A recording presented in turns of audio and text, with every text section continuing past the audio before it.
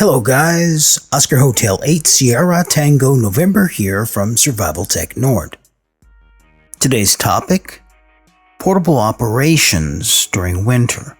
With winter field day just around the corner, I thought I'd go ahead and give you a few tips on operating portable ham radio stations in below freezing temperatures. If you stick with me a while, I'll tell you all about it. You are listening to the Emergency Broadcast Systems. This station broadcasts emergency news and official information on the air for a assigned area. At least on this channel, when we're talking about winter deployments, we're generally talking about below freezing temperatures. When temperatures are hovering just above freezing, that's difficult enough, but we can usually manage it for short periods of time simply by using the correct equipment and clothing for the conditions. On the other hand, when we dive down into double digits below freezing, winter deployment becomes a whole new ballgame. Now before we move on, it's important to point out that we're neither talking about bushcraft or survival. We're actually talking about deploying an amateur radio field station in extremely cold conditions.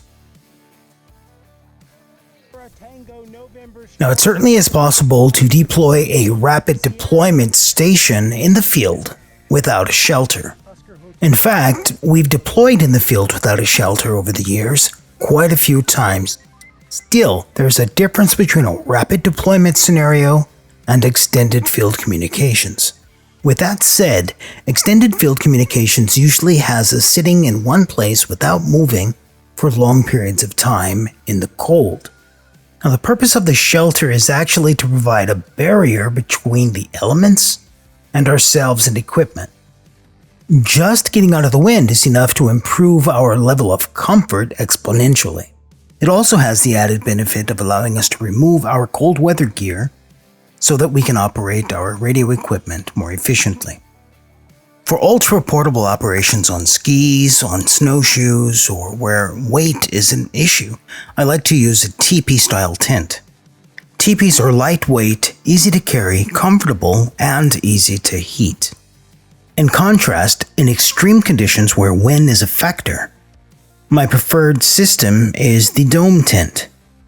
The dome tent is heavier, but it's easier to set up and much more reliable in extreme wind and weather. Two of the things happening to us when we don't have heat available is a loss of dexterity in our fingers and slurred speech. This loss of dexterity makes it incredibly difficult to operate our radios, computers, Morse code keys, or any other equipment requiring finger dexterity to operate. Now, there are two types of heat sources I generally use in the field station. One is a titanium wood stove, while the other is an isobutane heater.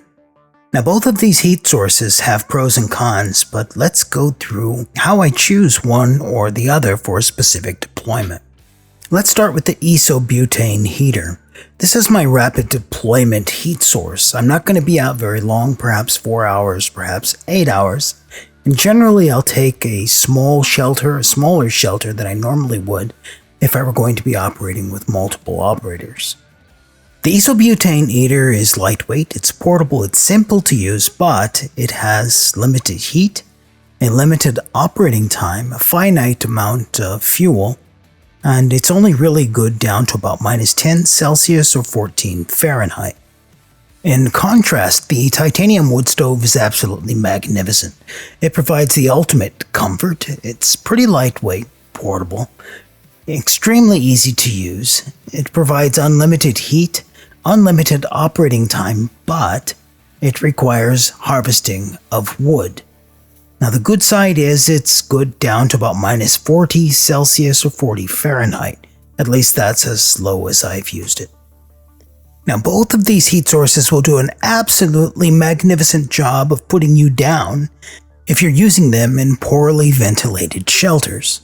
Regardless of the outside temperature, we need that airflow flowing into and out of the shelter to prevent you or me from dying. This may seem counterintuitive, but the increased airflow can be regulated by adding more wood to the fire or running the isobutane heater at a higher setting.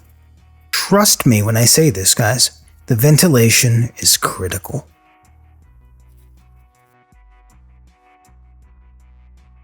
One of the biggest mistakes we as operators make is overcomplicating our portable amateur radio stations.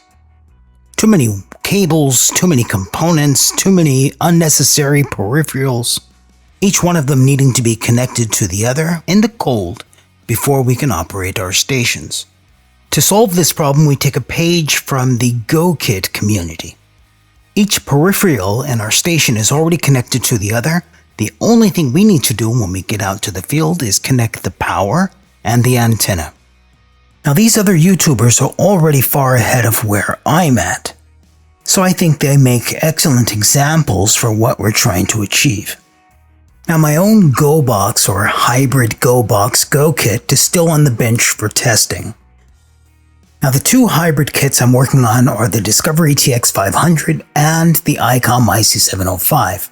As you see, I'm taking a completely utilitarian approach to these setups. Now, these kits are being designed for minimal finger fiddling because it's that finger fiddling, especially when we're touching cold metal or plastic, which just sucks the warmth out of our hands. This we're trying to avoid. So when we deploy our radios, all the cables are already connected. All we have to do is connect perhaps a battery, a computer or Morse code key, and the antenna, then turn on the radio and start operating. All of this finger fiddling we can avoid when we're out in the field in the cold, prevents exposure, and helps us focus on the job we're there to do. Bottom line, we're trying to avoid getting cold in the first place, so a consolidation of the cables and components of our stations will go a long way to that end.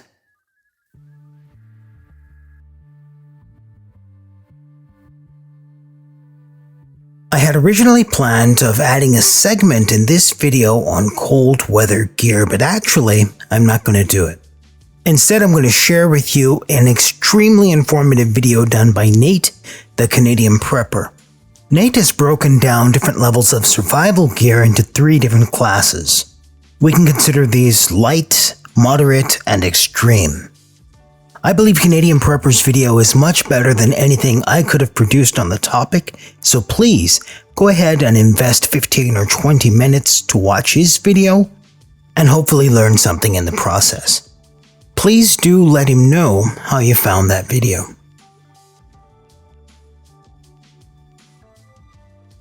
Another topic we should cover in this video is charging of our lithium and lithium iron phosphate batteries in the cold.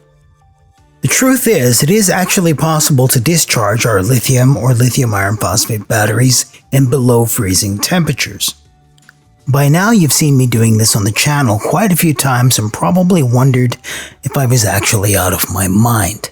Well, perhaps sometimes, but that has nothing to do with whether or not we can charge or discharge our lithium-based batteries out in the field in cold weather. The bad rap for lithium-based batteries comes from lithium polymer or LiPo batteries. LiPo batteries suffer performance degradation when used in freezing temperatures. So honestly, avoid LiPo batteries. On the other hand, lithium ion and lithium iron phosphate can be discharged below freezing, but they need to be above freezing if we're going to charge them. One thing I like to do is build my batteries into an insulated enclosure so that they don't get frozen in the first place. Another thing to remember is the reason we're actually using a shelter and heat for deployment is because of the lithium-based batteries our radios are using. So as we heat the shelter and heat ourselves, we can actually warm up our batteries. The shelter and heat is just as much for us as it is for our portable power supplies. Now, once our stations are up and running, don't make the mistake of placing your portable power supply directly on the ground. We always want an air gap insulation between the frozen ground and the battery pack. The air temperature inside the shelter may be above freezing, but the ground almost certainly is not. Now finally, remember our lithium-ion or lithium-iron phosphate battery packs will actually heat up as we put a load on them. Sometimes I crank up the transmit power before connecting my solar panels, just so I can get the internal temperature of the batteries up above freezing.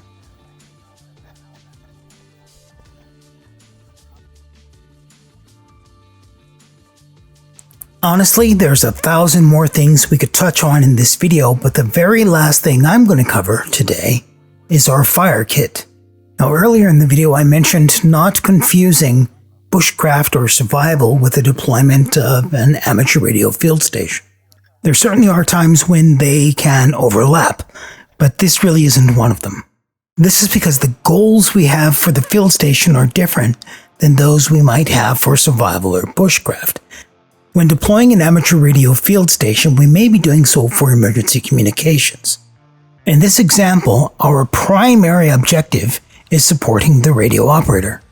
To that end, we want to get the station up and running as quickly and efficiently as possible. That means we're not going to be setting up a bow drill in the middle of the forest if it isn't absolutely necessary to do so. So this is my fire kit. It's always with me, and it's been in every video where you've seen me lighting the wood stove or starting a fire. My fire kit includes birch bark tinder. I usually harvest that from my own land or from the local forest. I've got survival fire starter tinder just in case. I also have strike anywhere rainproof matches. I've got a couple of ferro rod strikers. I have my Mora knife and an Exotac spark just in case. It might not be completely apparent, but the points covered in this video don't only relate to the extreme cold. Every bit of field experience we can get under the belt helps us deploy a more reliable, more efficient field station. What about you? Do you have some tips you can share in the comments with the rest of the viewers watching this video? Don't be shy. I believe we all have something to share, and we can all learn something from someone else. And on a personal note, my family's going through a bit of a crisis at the moment. So you may have noticed I haven't been quite as engaging or accessible as I have been in the past. No pity required. I just want you all to know that my wife, my son, and I are all pitching in to help our family member. With that said, if you like what I'm doing, if you like the content I'm creating, please leave me a comment and or a thumbs up to let me know. And if it's not too much to ask, please share this video with someone or someplace where other operators might enjoy it. Rock and roll, guys. Thanks for watching. Ciao.